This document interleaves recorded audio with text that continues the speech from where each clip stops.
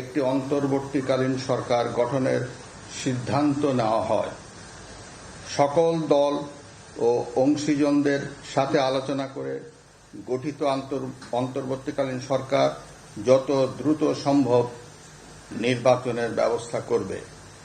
বৈষম্য বিরোধী ছাত্র আন্দোলন ও বিভিন্ন মিথ্যা মামলায় আটক সহ সকল বন্দীদের মুক্তি দেওয়া হবে। বৈষম্য বিরোধী ছাত্র আন্দোলনের নিহতদের পরিবারদের ক্ষতিপূরণ প্রদান ও আহতদের সুচিকিৎসার প্রয়োজনীয় সকল সহায়তা দেওয়া হবে।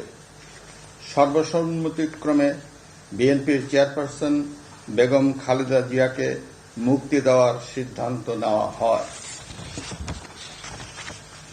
প্রিয় দেশবাসী, আমি দেশের আইন শৃঙ্খলা পরিস্থিতি স্বাভাবিক করতে এবং লুপ্তরাজ ও ধ্বংসাত্মক কর্মকাণ্ড বন্ধ করতে রাজনৈতিক দলগুলোর প্রতি আহ্বান জানাচ্ছি।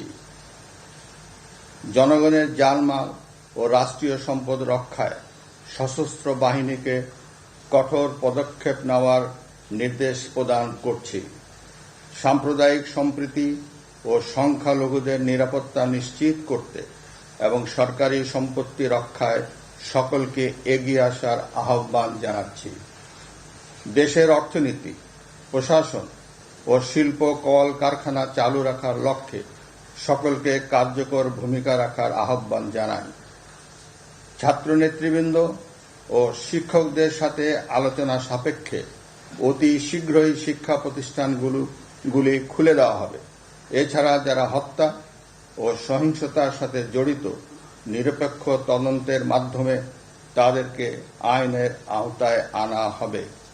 গণপ্রজাতন্ত্রী বাংলাদেশের সংবিধান অনুযায়ী অনতি বিলম্বে বর্তমান সংসদ বিলুপ্ত করা হবে। দেশের সকল অফিস আদালত আগামীকাল থেকেই স্বাভাবিকভাবেই চলবে।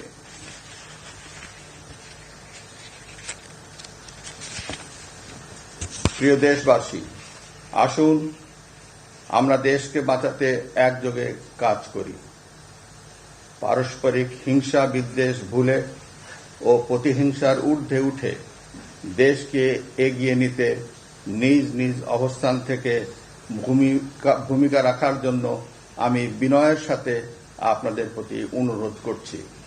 একটি সুন্দর ও সোনালী ভবিষ্যতের প্রত্যাশায় আমরা এগিয়ে যাব ইনশাআল্লাহ। মহান আল্লাহ আমাদের সহায় হন। খোদা হাফেজ। বাংলাদেশ চিরজীবী হোক।